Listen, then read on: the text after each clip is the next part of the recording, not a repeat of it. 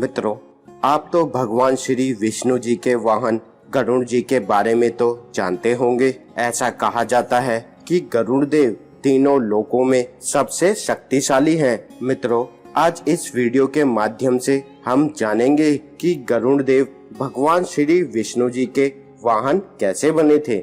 आज हम जानेंगे कि गरुड़ देव कौन थे और वह भगवान श्री विष्णु जी के वाहक कैसे बने थे।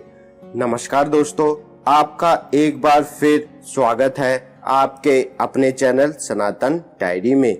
मित्रों, गरुड़ देव महर्षि कश्यप के पुत्र थे। महर्षि कश्यप की कई पत्नियां थीं। उनमें से दो पत्नियों के नाम थे विंता और कद्रु। महर्षि की ये दोनों पत्नियां आपस में सगी बहनें होने पर भी एक दूसरे से शत्रुओं की तरह बैर रखती थीं। मित्रों, एक बार कश्यप जी की पत्नी कद्रु ने उनसे 1000 बलवान नाग पुत्रों को जन्म देने की बात रखी थी और जब विंता ने ये सुना तो उसने भी कश्यप जी से 2 ऐसे पुत्रों को जन्म देने की बात कही जो कद्रु के 1000 पुत्रों से भी ज्यादा बलवान और पराक्रमी हो। पुत्रों की इच्छा व्यक्त करने के बाद वह दोनों बहनें गर्भवती हो गईं। कुछ समय के पश्चात कद्रु ने 1000 बच्चों को जन्म दिया, जिसमें से शेषनाग और वासुकी जैसे बलशाली नाग हुए। और कुछ समय पश्चात विंता के 2 पुत्र हुए, जिसमें से एक पक्षी के रूप में था।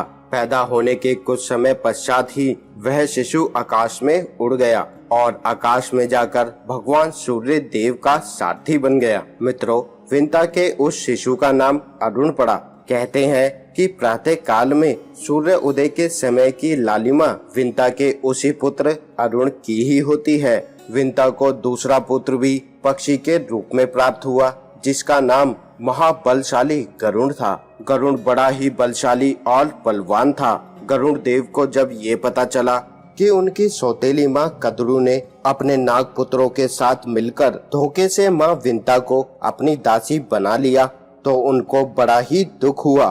तब गरुड़ ने नागों और उनकी माँ कद्रु से ये कहा कि मैं तुम्हारे लिए ऐसा क्या करूं जिससे तुम मेरी माँ को अपनी दासता से मुक्त कर दो। तब नागों ने गरुड़ से कहा कि यदि तुम स्वर्ग से हमारे लिए अमृत ला दो तो हम तुम्हारी माता को अपनी दासता से मुक्त कर देंगे। तब गरुड़ देव ने अपनी माता को दासता से मुक्त कराने के लिए स्वर्ग पर आक्रमण कर दिया था। गरुड़ देव स्वर्ग के सभी देवताओं को हराकर वहां से अमृत ले आते हैं। इसके बाद जब भगवान श्री विष्णु जी ने गरुड़ देव को कलश ले जाते हुए देखा तो वह यह देखकर आश्चर्य में पड़ गए थे कि गरुड़ में अमृत को पीकर अमरता को पाने का जरा सा भी लोभ नहीं है। इसलिए भगवान श्री विष्णु स्वयं गरुड़ के पास आए और उनसे बोले कि मैं तुमसे बहुत ही प्रसन्न हूँ और मैं तुमको वर देना चाहता हूँ। तब गरुड़ देव ने कहा कि हे भगवान, आप मुझे अपनी ध्वजा में रख लीजिए।